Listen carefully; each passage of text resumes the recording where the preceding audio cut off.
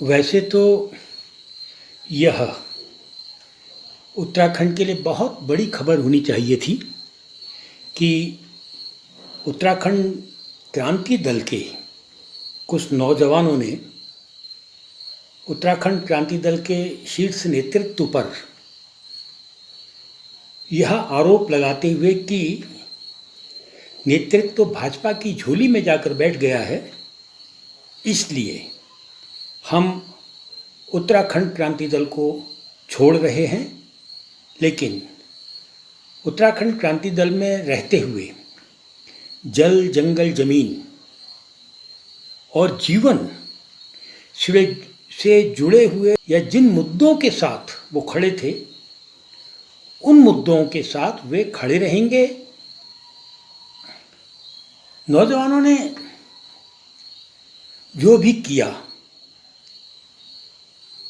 वो व्यथा भी उनके संवाद में सामने आ रही है कि शायद उनकी उपेक्षा, या यूं कहूं कि शायद जो अपेक्षा नौजवानों को थी कि एक संगठन जो रसातल में जा चुका है, वहाँ नौजवानों की ऊर्जा का पूरा उपयोग होगा, उनको पूरा सम्मान मिलेगा, ये अपेक्षा शायद नौजवानों की रही होगी।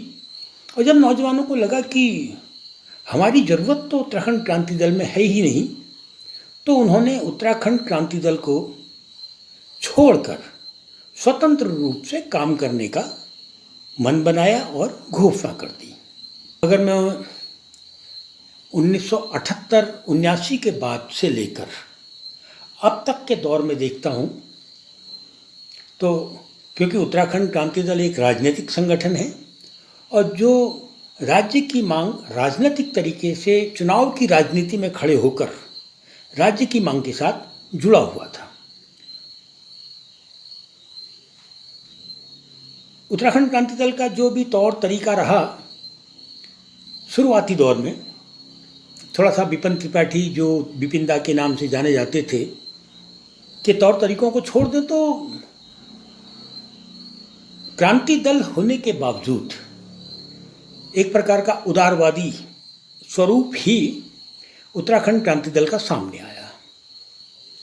यह जानते हुए भी कि उत्तरांचल के नाम से जो लड़ाई उत्तराखंड में लड़ी जा रही है, वह पृथक पर्वतीय राज्य के नाम से उत्तराखंड क्रांति दल द्वारा लड़ी जा रही लड़ाई को कमजोर कर रही है।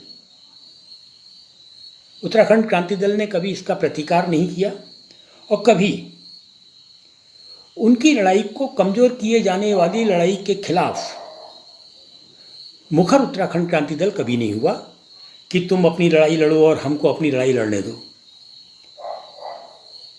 कई बार उत्तराखंड क्रांति दल को समझाने की कोशिश भी की गई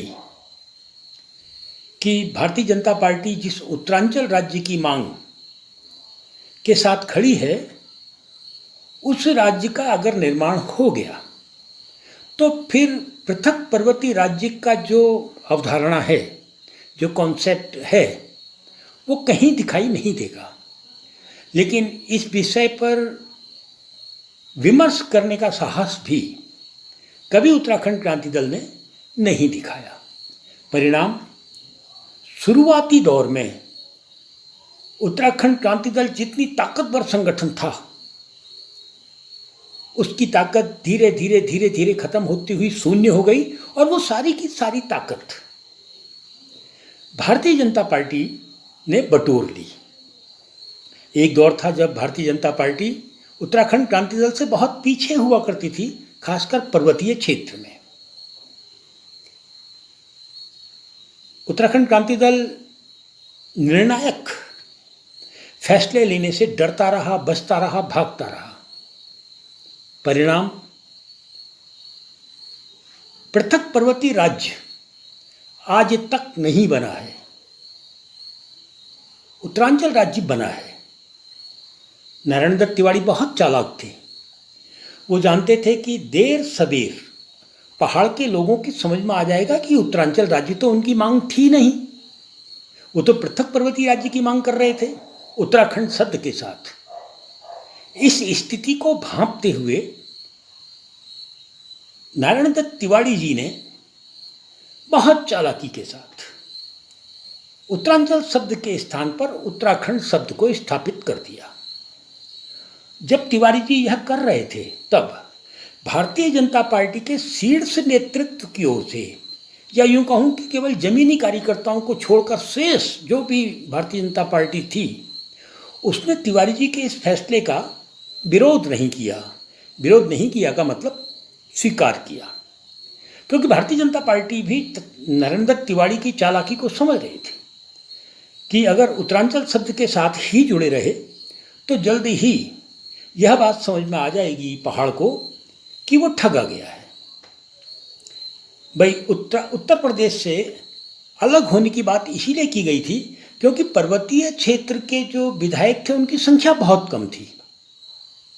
10 या 9 विधायक पर्वतीय क्षेत्र के होते थे, बाकी हल्द्वानी, सितारगंज, काशीपुर, हरिद्वार, देहरादून को जोड़ लें, हरिद्वार तो खैर हमारी लड़ाई में हमारे साथ था ही नहीं, को जोड़ लें तो 11-12 विधायक, 15-16 विधायक बनते थे। अब यही एक मांग थी कि जब हमारा राज्य पृथक पर्वतीय राज्य बन जाएगा तो पूरी की पूरी विधानसभा हमारी होगी, हम पहाड़ के हित में, जल जंगल जमीन के हित में फैसले लेंगे, हम पहाड़ को एक सुंदर पहाड़ बनाने के लिए फैसले लेंगे। लेकिन जब राज्य बना, उत्तरांचल राज्य बना, तो आबादी के हिसाब से भी, और जब आबादी अधिक थी तो विधायक भी अधिक होने ही थे, तो पर्वतीय क्षेत्र फिर अल्पसंख्यक जैसा बन गया।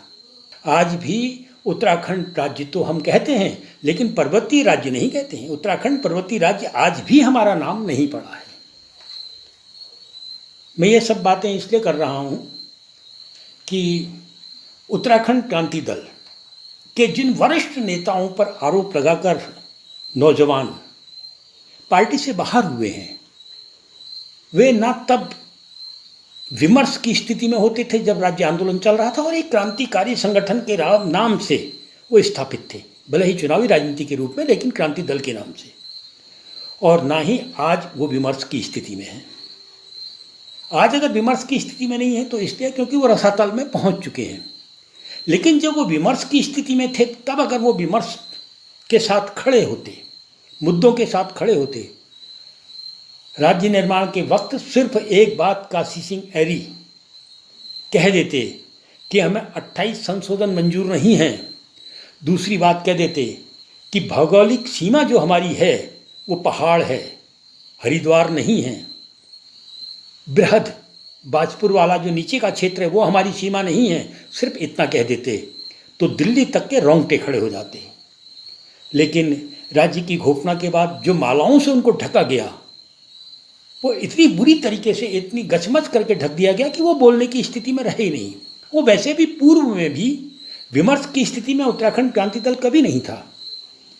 और उत्तरांचल राज्य बनने के बाद जहाँ उसको विमर्श के लिए ताकत के साथ खड़ा होना चाहिए था, वहाँ वो स्वागतों में, मालाओं में इतने दब गए, झुक गए कि वो ये नहीं जान पाए कि राजा पर्वतीय राज्य ही बन रहा है या पर्वत फिर उस राज्य में अल्पसंख्यक हो जाएगा। इतनी सी बात उनकी समझ में नहीं आई।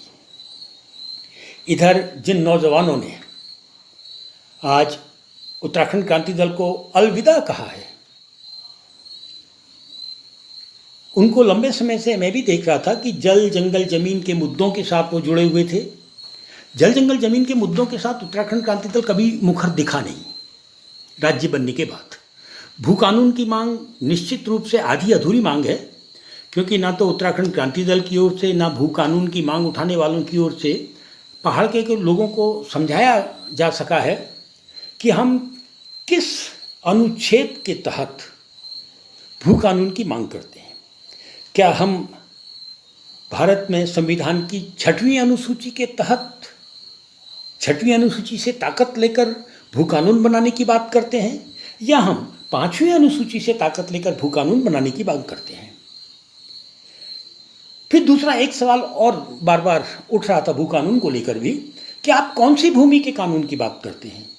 क्योंकि उत्तराखंड के पर्वतीय क्षेत्र में जो कुल भूमि है उसका 6 या 7% ही यहाँ के मूल निवासी, जिसको आप कहते हैं मूल निवासी की मांग भी आपकी अपनी है, उन मूल निवासियों के कब्जे में है या उनके स्वामित्व में है। बाकी शेष 93% या 94% भूभाग जो है वो किसी ना किसी रूप में सरकार के कब्जे में है। वो वन विभाग के रूप में सरकार के कब्जे में है, राज्य सरकार के रूप में सरकार के कब्जे में है, सिविल स्वयं के रूप में सरकार के कब्जे में है, वन पंचायती वनों के रूप में सरकार के कब्जे में है, वेस्टलैंड के रूप में सरकारी कब्जों में है, अल्पाइन और पाश्चाइन जो हिमालय क्षेत्र में है उन नामों के रूप में सरकार के कब्जे में है, और तो और यूनेस्को की धरोहर के रूप में सरकार के कब्जे में है, वेस्टलैंड के रूप में, परती भूमि के रूप में, या फिर सीधे सीधे राज्य सरकार के विभिन्न विभागों के नाम पर दर्ज भूमि के रूप में सरकार के कब्जे में है। अब बड़ा सवाल यहाँ यही उठता है कि आप कौन से भू कानून की बात कर रहे हैं। जो हमारे हिस्से का 6 या 7% भूभाग है, अगर आप उसी भूभाग के कानून बनाने की मांग कर रहे हैं तो आपकी मांग बहुत घातक है, बहुत डरावनी है, और वो उत्तराखंड के वजूद को समाप्त करने वाली मांग है। वरना भू कानून की मांग करने वालों ने आज तक भी बंदोबस्त करने की मांग नहीं उठाई। भाई पहले बंदोबस्त अगर हो जाए तो सही स्थिति सामने आएगी कि जमीन की असल स्थिति क्या है। राज्य बनने के बाद पहला काम होना चाहिए था भूमि बंदोबस्त का। यह तो पता लगता कि पर्वतीय क्षेत्र में भूमि की वास्तविक स्थिति क्या है। लेकिन ना तो भू कानून और ना मूल निवास की मांग करने वालों ने इस मुद्दे को उठाया। अभी चकबंदी की बात भी सरकारी स्तर पर बहुत ज़्यादा की जाती है। जब हमने चकबंदी वालों से पूछा कि बिना भूमि बंदोबस्त के आप कौन सी चकबंदी की बात कर रहे हैं, तो वो भी विमर्श करने की स्थिति में नहीं है, क्योंकि चकबंदी का मतलब उसी भूमि की चकबंदी जो भूमि खाता खतौनी नक्शे कचरे में आपके पास है। लेकिन जो बेनाप के रूप में आपके पास ज़मीन है, वर्ग 4, 5, 6 के रूप में जो खाता खतौनी में कहीं ना कहीं किसी रूप में सरकार की होती है, उसकी चकबंदी कैसे हो जाएगी। ये इस सवाल का जवाब भी चकबंदी वालों के पास नहीं है जो चकबंदी की मांग कर रहे हैं। तो आज जिन नौजवानों ने उत्तराखंड क्रांति दल को छोड़ा है, वो एक बहुत बड़ी खबर होनी चाहिए थी, लेकिन वो बहुत बड़ी खबर अभी नहीं है। सिर्फ इसलिए नहीं है क्योंकि जो उत्तराखंड क्रांति दल ना 3 में है ना 13 में है, उसमें से बहुत ज़्यादा कर्मठ काम कर रहे 10-12 नौजवान छोड़कर चले जाते हैं, तो उन जैसे मैं बूढ़ा खुसट, वैसे ही उन बूढ़े खुसटों को कोई फ़र्क नहीं पड़ता, जिनके लिए उत्तराखंड क्रांति दल सिर्फ एक इंस्ट्रूमेंट है अपने वजूद को बचाए रखने के लिए, अपने आप को, अपने नाम को बचाए रखने के लिए। भाड़ में जाए राज्य और भाड़ में जाए राज्य की सत्ता।